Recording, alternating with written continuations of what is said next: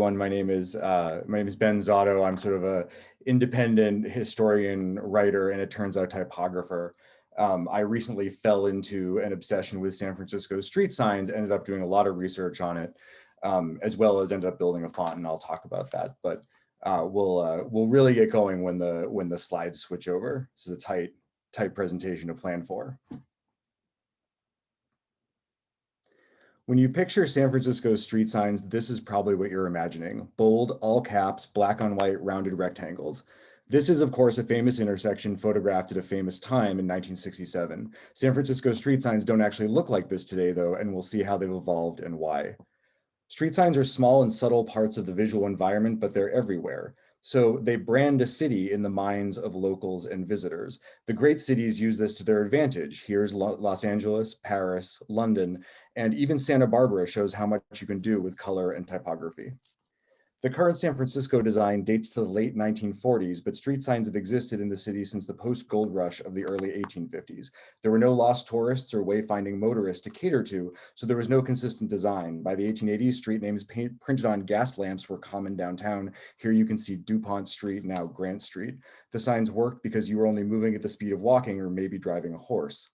After many false starts, it's really the dawn of the motorist that finally gets San Francisco to adopt its first citywide street signage program in 1921.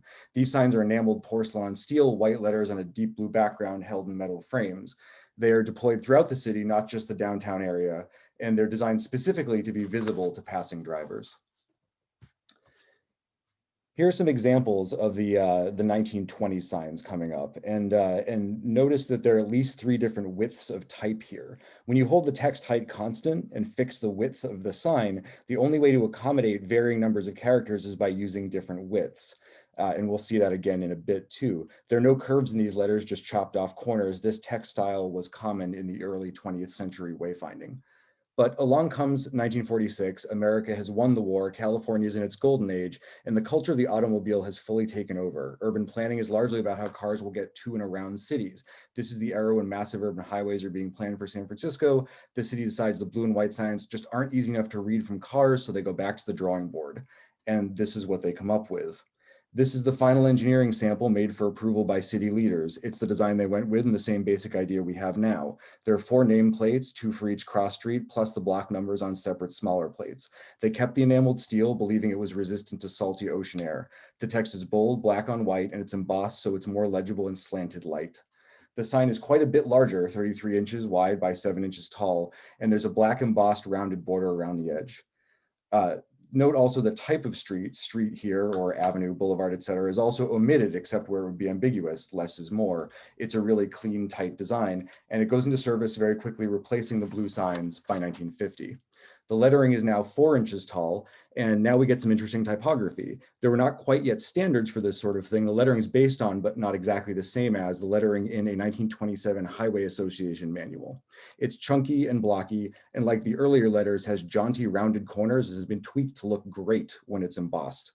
But something important happens around 1950, though, which is the creation of the, quote, Federal Standard Alphabets for Highway Signs, published by the Bureau of Public Roads. It's the first time a detailed description of standardized automotive wayfinding appears.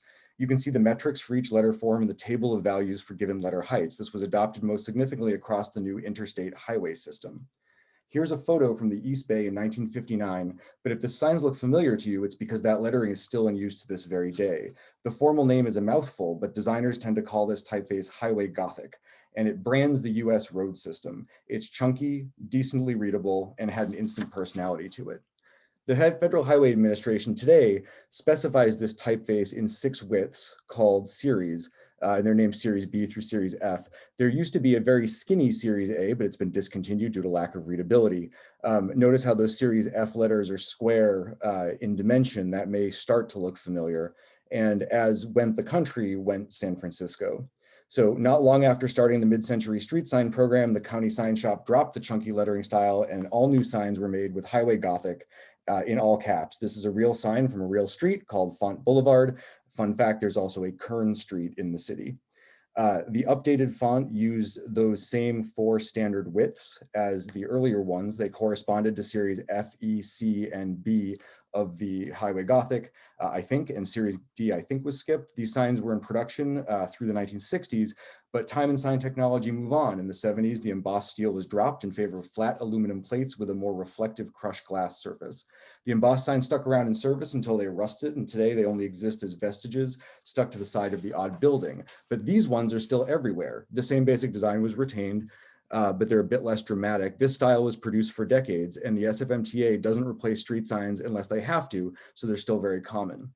The most significant change since the 1940s happened in the last decade, though. San Francisco agreed to new federal guidelines that insist mixed case text is easier to read than all caps. Apparently, we had to fight to keep the black on white color scheme, but we gave in on the lowercase. You can see the problem here: bad kerning, descenders conflicting with the border, overall less ink coverage. Mixed case is great for lines of text, but you can't tell me that was more readable from a block away. So here's the start and end points of the street signs. Same basic design language, but repeatedly updated materials and typography to get from 1946 to today. The latest signs are essentially printed by a huge inkjet plotter onto 3M retroreflective film stuck to aluminum plates covered with anti-graffiti coating. But going back to the start of the era, though, I found that I really loved that early chunky embossing typeface. It didn't seem to have a name. It was some bespoke thing that the sign shop cooked up. So I reconstructed it from historic photography and other images of the old signs. I used perspective correction and then traced the characters into vector glyphs in 2 different widths. I ended up naming the result of it Fog City Gothic, and here it is. It is the 2 larger sizes of this typeface. I like the way that it reflects this reflects the mid-century sort of cool look of the city, this font is available at fogcitygothic.com, as is a much more detailed history of the San Francisco street signs that I'm presenting here today. But basically, I really love San Francisco's modernist street signs. I wish that we would revert back to the all caps, more bold version of them. I think Steve McQueen here in Bullet thinks so too, thinks they're cool. But in any case, after 75 years, they've had a pretty good run. And I think we can all be proud of the iconic signs that we have in this city. Thanks.